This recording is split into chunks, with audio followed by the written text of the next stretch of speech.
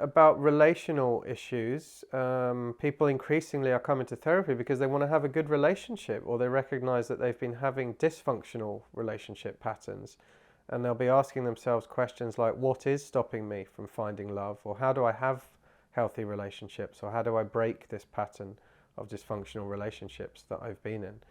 So attachment theory is a really helpful framework for understanding some of that. Attachment theory understands that essentially what we're looking for in a safe and secure relationship is two things. That the first is a secure base. So if I have the secure base, and in childhood, for example, that would be a parent, a caregiver, whoever it might be, I have that secure base and I know that they are there for me no matter what, and that I can go out from that secure base and take risks in the world. So a child with that secure base will perhaps be in the playground and know mum and dad are sat here on the bench, so I'll go over to the climbing frame and I'll climb it. I'll take a risk and I'll see what happens because I know I can come back to them if I need them. And that brings up the second purpose of secure attachment, which is that it's the secure haven. So I go out from the secure base, I explore, go outward, and then I come back in to the safe haven. So I've had a tough day at work, had a terrible meeting with my colleagues, it didn't go as I hoped, and I want to go back home to my house and to my partner and to feel that sense of safety. That's how I recharge my nervous system, get back to that sense of feeling fully recharged and safe and replenished. So we can think about this idea of a window of tolerance. If you think, for example, that you've had a great night's sleep and you're feeling optimal, you wake up in the morning, you've got a big, wide window of tolerance. That's your capacity for what you can withstand in the day and out there in the world. And let's say the day doesn't go great. You head to work and there's a terrible traffic jam. You get to work and the meeting's not going well. You're not getting the results you wanted. And by the end of the day, you're pretty exhausted. You're pretty overwhelmed. So your window of tolerance has shrunk over time and you're struggling with the capacity to withstand things, to deal with the world or to deal with people. So the best way to work with that nervous system when that window of tolerance has shrunk is to be able to co-regulate. And that's why we have secure attachments, is because we outsource those needs in our nervous system to our significant attachment figures. That is the purpose of attachment, that we're able to then replenish and co-regulate. We are wired for connection. We are social creatures. Of course, we can self-soothe and self-regulate, and there are always times when we need to be able to do that, but often that is temporary and not sustainable, and what we're really wired to do is to connect with others and to co-regulate. And that's the experience that a client hopefully has when they come into therapy, is for some people, for the very first time, they're able to co-regulate with somebody else and soothe the nervous system in a way that feels very different, have that real sense of unconditional attunement where the nervous system feels safe and secure. And there are people who may not have had that. They may have only experienced misattunement in childhood. And sometimes that's very clear in childhood. That there can be obvious neglect where a child is left alone, for example, but there can be more subtle signs as well of misattunement. That might be, for example, a baby is crying because it's hungry and its stomach is hurting because it's hungry, and a parent says, "Oh, right, you must be tired, I'll put you to bed." Or a baby is crying because its nappy is wet, it's wet itself and it needs to be changed, and a parent says, "Oh, you're hungry, here, have a banana." Those are examples of misattunement, someone picking up on the wrong signals and interpreting them in the wrong way. And that's very confusing then in childhood, as a child, because we're not developed enough to make sense of the signals ourselves.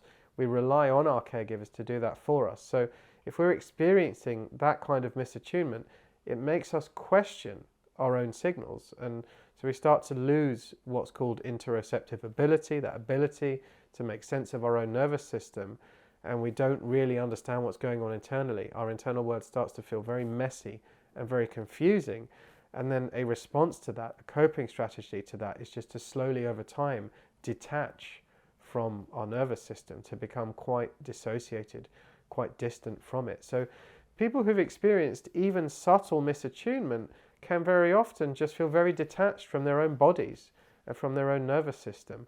And what we want to do in therapy is through that new experience of safe attunement and safe understanding of the nervous system, to slowly reconnect with our bodies reconnect with our nervous system to get back to that sense of intuition and trusting our own body and our nervous system. So going back to relationships, that's what we're looking for in a secure and a healthy attachment, is that sense of safety with somebody else and that sense of our nervous system being able to regulate and co-regulate with a partner. Now, it may be that we've never experienced that. So how do we know what that feels like? Well, we want to feel that with a therapist in therapy and have that experience there, perhaps for the first time, and to have an understanding of ourselves. And it is important that people can have that experience in therapy. You know, it's one thing to read about it or to hear about it. You can watch this video maybe and get some good hints on what it's like. But really, it's something we need to experience and need to feel. Healing is rarely from insight, although insight can be helpful, and obviously therapists can have great insights, but really healing is coming from an experiential place of feeling safe and feeling that the nervous system has discharged trauma and returned to a sense of safety. So my hope is that by coming into therapy, clients are having that experience. If it was just about insight, then therapy wouldn't exist. People could just read self-help books or get tips from videos like this, or go online or find out what they need to do, what the facts are around relationships. But actually, healing comes from a different experience. So in order to have healthy attachments, we need to hopefully have that experience with somebody, whether it's a therapist or somebody else in our lives, and then take those baby steps, a kind of exposure therapy, of seeing if we can start to have other positive and secure attachment experiences in our lives. Hopefully those positive and safe and secure attachment experiences will disconfirm or disprove any of the negative attachment experiences or ruptures that we may have had earlier in life, so that we can really start to build up that sense of confidence. When we have a positive attachment experience, it impacts our sense of self and other. So if you think about a child who is expressing an emotion, they might have a parent who is very understanding and really able to hold that emotion with them and get down on one knee and say, I can see you're feeling really frustrated right now. You want to scream, you want to cry, you want to have a tantrum.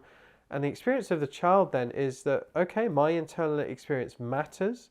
It is important because this person is paying attention to it.